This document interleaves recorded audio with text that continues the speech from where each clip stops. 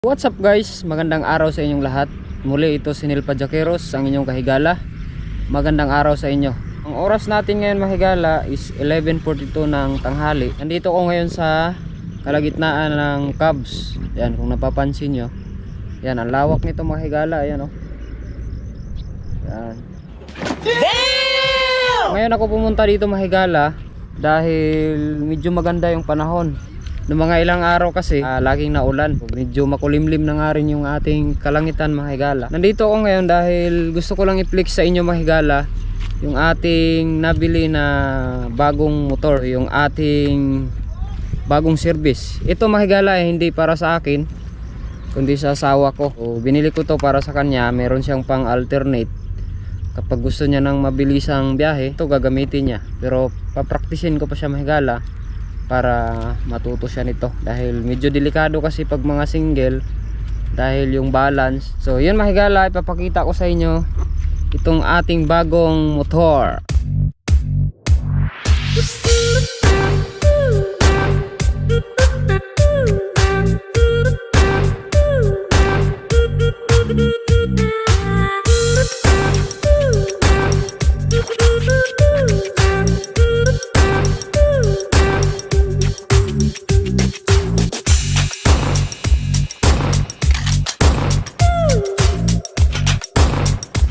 Ayan o. Nice. Oh my God! Wow! So, tinatawag to mahigala is e-motor. Kanyang source mahigala para tumakbo is battery. So yan siya mahigala. Ang pangalan ng e-motor natin mahigala is NRD. Model niya mahigala is R280 na white. So maraming kulay itong mahigala. May itim, may pula, blue. So ayan mahigala. So nilagyan ko siya ng basahan para hindi gaano rikta yung ating pag-apak sa stepping board. Ipapakita ko lang yung mga nakakabit dito. So number 1, bakit ko to kinuha mahigala? Dahil unang-una matipid. Kung pang dito lang siya mahigala, pang service lang sa school, so napakatipid. Hindi mo na kailangan lumabas para magpagasolina. Kagaya nito mahigala dito sa amin sa Winfield, mas malayo yung gasoline station, so kailangan mo pang lumabas. So ito, the best na siya mahigala dahil hindi mo na kailangan lumabas para magpagasolina. Cha-charge mo na lang siya if ever na malubat. Unahin natin mahigala yung kanyang upuan. So yung kanyang upuan mahigala is sobrang lambot. Sa lahat ng mga naka-Aerox Inmax, halos the same siya ng upuan mahigala. So ang kapal ng kanyang foam, ayan o. Tapos malapad pa yung pagkagawa ng kanyang upuan. Tapos yung kanyang stepping board, ayan o. Yan, so nilagyan din siya ng bakal to para mas komportable yung paa mo, no?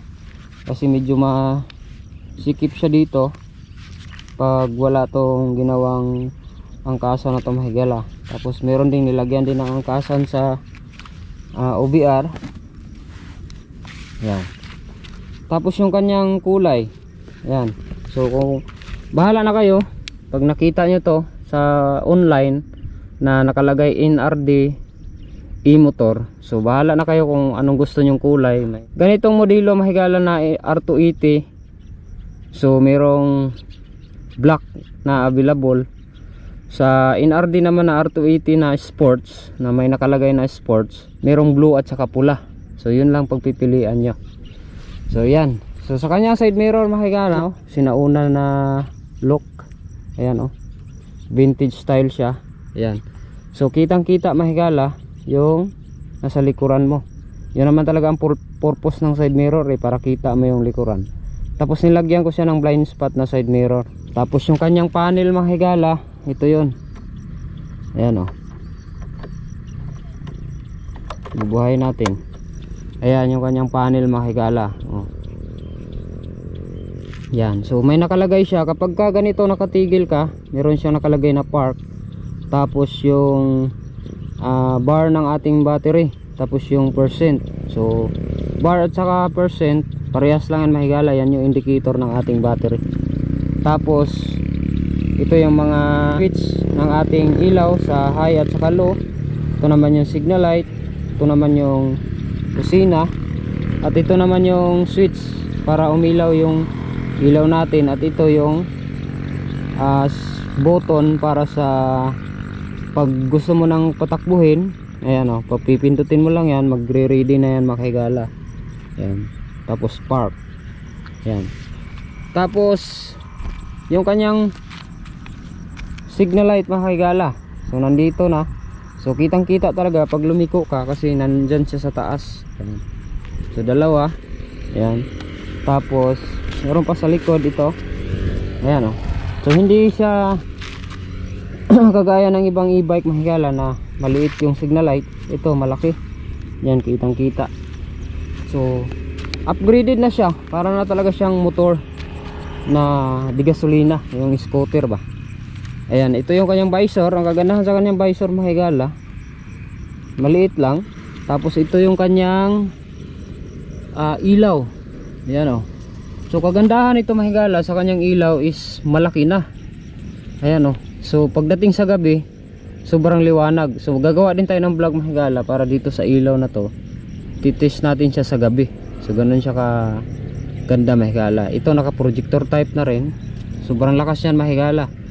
Tapos ang kagandahan nito mga higala ay naka disc brake na siya. Ayan o, napapansin nyo, naka disc brake.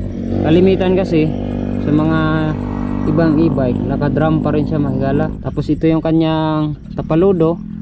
Ang problema lang dito sa NRD mga higala, yung tapaludo niya, dahil nga vintage look siya, mga sinauna, ganito yung style ng kanyang tapaludo, diba? Para siyang bingot. Dahil ang ginawa ko, dahil dito maiksi lang siya. Ayan o. Yung talsi kasi mahigala pag umulan hanggang dito sa T-post mo, dun sa ilalim. So ang ginawa ko, bumili ako ng extension na pang Aerox. Yun ang kinabit ko, tapos binutasan ko lang siya. So ayan siya mahigala, naka mags na rin, naka disc brake. Dalawa yan mahigala, disc brake. Pati sa likod. Ayan o. So naka disc brake na rin siya. Ayan. Yan ang kagandahan dito mahigala, disc brake. Tapos may center stand na rin. So napakagaan niya center stand. Pagka babae ang gumamit mahigala, hindi ganun kahirap i-drive, hindi ganun kahirap i-center stand. Kapag ka bumili kayo nito mahigala, is wala siyang kasamang top box. So kailangan pagka bumili kayo, ang nakalagay kasi dito mahigala is bracket lang na bakal na kulay itim. So yun lang, tatanggalin nyo yun. So nasa inyo naman. Pero sa akin tinanggal ko dahil pinalitan ko ng bracket, nagpagawa ako. So ito siya mahigala yung aking pinagawa. Ayan. Tapos bumili din ako online ng top box para may lagyanan ako sa aking mga gamit. Kasi pag umulan mahigala, wala, nababasa din yung ating gamit. Tapos ang kagandahan nito mahigala is sobrang lalim ng kanyang ayan o, lagaya ng cellphone. Dito ko nga nilalagay yung uniform ko mahigala nung una tapos dito ko sinasabit yung bag. So nung umulan, so naghanap na ako ng top box. Ayan, patay muna natin. Ito naman yung kanyang brake master na dalawa, dahil naka disc brake na nga. Tapos ito yung charger sa cellphone natin mahigala. Kung gusto nyo mag charge, meron tayong charger dito. Tapos ipapakita ko sa inyo yung itsura ng loob, kung bakit kailangan mo maglagay ng top box. So ganito ang itsura mahigala. Ito yung kanyang upuan, di ba nakita nyo sobrang kapal. So kaya ang ganda upuan mahigala. Yan. So ito yung itsura sa loob. So hindi mo siya pwedeng lagyan ng gamit dahil nandito yung kanyang battery mahigala. Ayan o, dalawa. Ito yung kanyang wiring. So ang kagandahan dito sa NRD mahigala, kahit isang battery pag na full charge mo, pwede pa rin siyang tumakbo, no?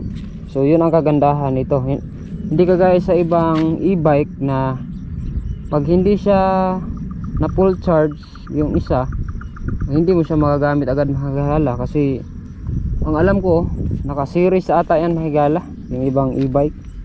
So yung kagandahan yan. So pag full charge nitong isa na may pupuntahan ka, tanggalin mo muna, i-charge mo yung isa, iwan mo yung isa dyan nakakabit, pwede mo siyang magamit, no? Kagaya nung nagpapalit ako ng battery sa station sa Mundi, iniwan ko muna yung isa. Ayan. So kagandahan, safety siya mga higala dahil meron siyang breaker. Ayan oh. Yan, meron siyang breaker. So pagka mayroong mga problema sa wiring mo, nagka-short yan, automatic papatayin niya mga higala. Yan. So yun ang kagandahan sa NRD. So ang NRD mga higala, ang meaning is next riding development. So mga higala, iwas pollution kasi to dahil walang usok, wala ring ingay. Yun ang kagandahan nito mga higala. Yun ang purpose ng NRD. So kapag tiningnan nyo sa online, ang NRD hindi pa siya ganun ka sikat dahil kakalabas pa lang nito mga higala.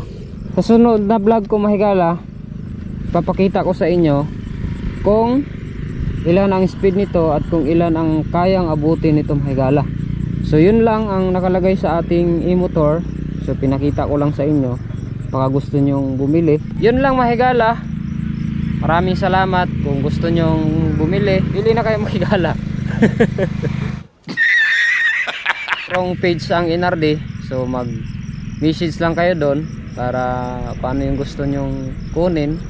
May mas malaki pa nito mga higala eh. Nagdidepende kasi ito sa laki tsaka yung bilis. So sa susunod na vlog na yun mga higala para makita ninyo. Hanggang dito na lang yung ating vlog at maraming salamat. Sana nagustuhan nyo. Yun, bye bye.